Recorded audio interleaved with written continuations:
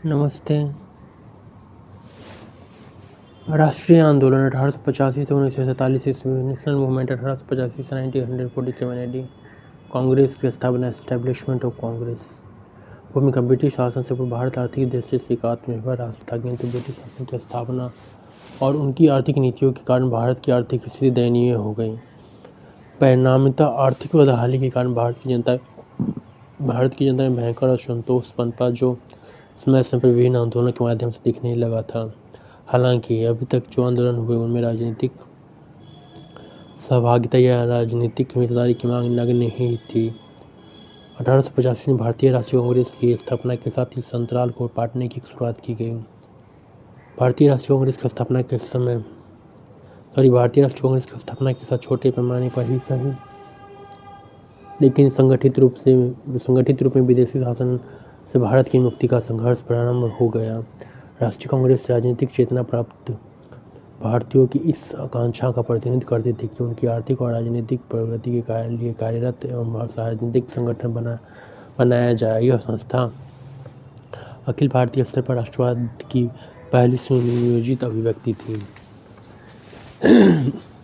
कांग्रेस की स्थापना, भारतीय राष्ट्रीय कांग्रेस की स्थापना एक अवकाश प्राप्त अंग्रेज अधिकारी IECS अधिकारी एलन ऑक्टेवियन हुम द्वारा दिसंबर 1885 में की। इसका प्रथम अधिवेशन पुणे में आयोजित किया जाना था, लेकिन उसमें पुणे में प्लेग फैल जाने के कारण यह अधिवेशन मुंबई में आयोजित किया गया।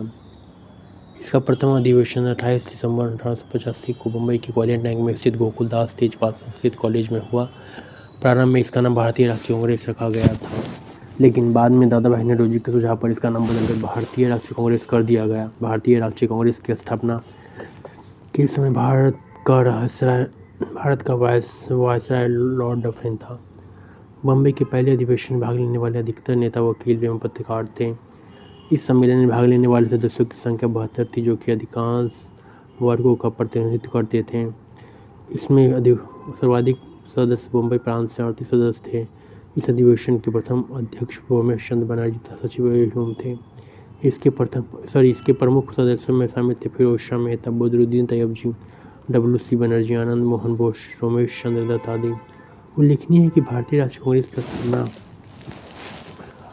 अधिवेशन में सुरेंद्रनाथ बनर्जी शामिल नहीं हुए थे, क्योंकि उस समय इंडियन एसोसिएशन कांग्रेस का दूसरा अधिवेशन मुंबई और दूसरा अखिल भारतीय सम्मेलन आयोजित होना था।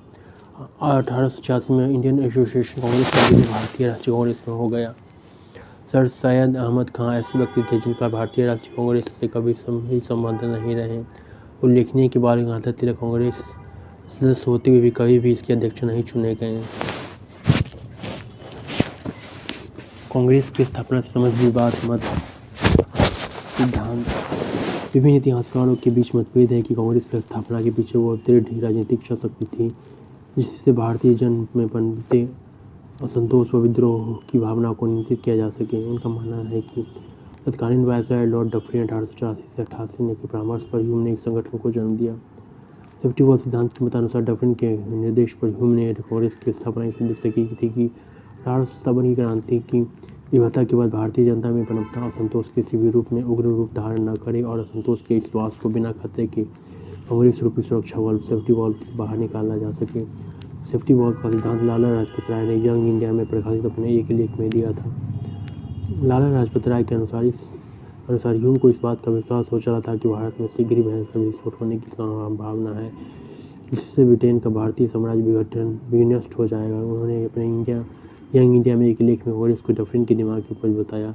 इसके बाद अपनी बात आगे बढ़ाते हुए उन्होंने लिखा कि कांग्रेस की स्थापना का उद्देश्य राजनीति की आज़ादी हासिल करने से कहीं ज़्यादा यह था कि उस समय ब्रिटिश साम्राज्य पर आसन खतरों से उसे बचाया जा सके। कांग्रेस के लिए ब्रिटिश साम्राज्य के हित पहले स्थान पर थे और भारत के हित दूसरे स्थान पर। कोई यह नहीं कह सकता है कि कांग्रेस अपने उस आदर्श अंग्रेजी साम्राज्य के प्रति निष्ठा के प्रति ईमानदार नहीं रही है। सेफ्टी वॉल्व सिद्धांत के प्रत्युत्तर में कांग्रेस के आरंभिक नेताओं ने कांग्रेस के संस्थापक ह्यूम का चरित्र चालक के रूप में प्रयोग किया। कांग्रेस से संबंधित विशेष टिप्पणी, बंकिम चंद्र चटर्जी कांग्रेस के लोक पदों के भूखे हैं। सर सैयद अहमद खां, कांग्रेस आंदोलन न तो लोगों द्वारा प्रेरित था और न ही उनके द्वारा सोचा या योजनाबद्ध किया गया था। अश्विनी कुमार दत्त कांग्रेस सम्मेलन 3 दिन का तमाशा है। वह जनता के उन अल्पसंख्यक वर्ग का प्रतिनिधित्व करती है जिसकी संख्या सूक्ष्म नहीं है। कांग्रेस अपनी मौत की घड़ियां गिन रही है। भारत में रहते हुए मेरी सबसे बड़ी इच्छा है कि मैं उसे शांतिपूर्वक मरने में मदद कर सकूं। बाल गंगाधर तिलक, यदि वर्ष में हम एक बार मेढक की तरह टल रहे हैं तो हमें कुछ नहीं मिलेगा। राष्ट्रीय आंदोलन का प्रथम चरण, उदारवादी चरण 1885 से 1905। भारतीय राष्ट्रीय कांग्रेस ने 1885 से लेकर 1905 तक उदारवादियों का वर्चस्व रहा। शुरुआत में इस संगठन का प्रभाव सिर्फ शहरी शिक्षित भारतीयों तक ही था। इस दौर के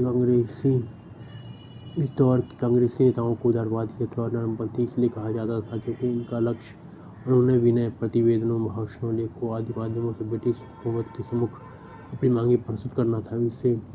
इन्हें ब्रिटिश सरकार की न्यायप्रियता पर पूरा विश्वास था।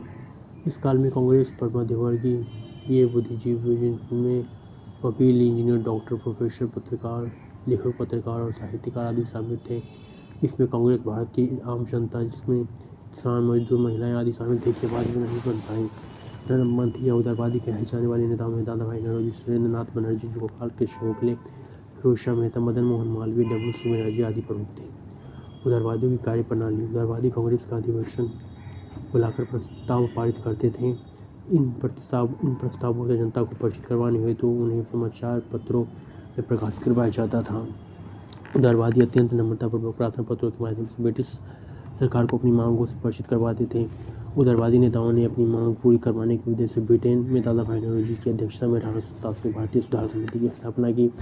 1892 की भारतीय परिषद अधिनियम पर पारित होना 1892 की भारत परिषद अधिनियम का पारित होना उदारवादी नेताओं की मांग का एक परिणाम था। इस अधिनियम के फलस्वरूप भारतीयों का राजनीतिक अधिकार का क्षेत्र पहले से थोड़ा ज़्यादा विकसित हो गया। उदारवादियों की मांग पर सरकार द्वारा भारतीय व्यय की समीक्षा हेतु बेलवी आयोग का गठन किया गया। राष्ट्रीय आंदोलन के प्रथम चरण कांग्रेस का स्वरूप धर्मनिरपेक्ष दल का रहा, जिससे प्रत्येक धर्म के अनुयायियों को कांग्रेस की अध्यक्षता करने का अवसर प्राप्त हुआ। जैसे पारसी अध्यक्ष दादा भाई नौरोजी 1886, प्रथम मुस्लिम अध्यक्ष बदरुद्दीन तैयबजी 1887, प्रथम ईसाई अध्यक्ष जॉर्ज जूलियट 1888 हुए। कांग्रेस के लिए समर्थन प्राप्त करने के लिए लंदन में 1889 में ब्रिटिश कमेटी ऑफ इंडिया बनी। इसका सचिव विलियम डिग्री था। इसी संस्था ने लंदन में भारतीय मसलों से अंग्रेजों को अवगत कराने के लिए 1890 में इंडिया नामक पत्र का प्रकाशन शुरू किया।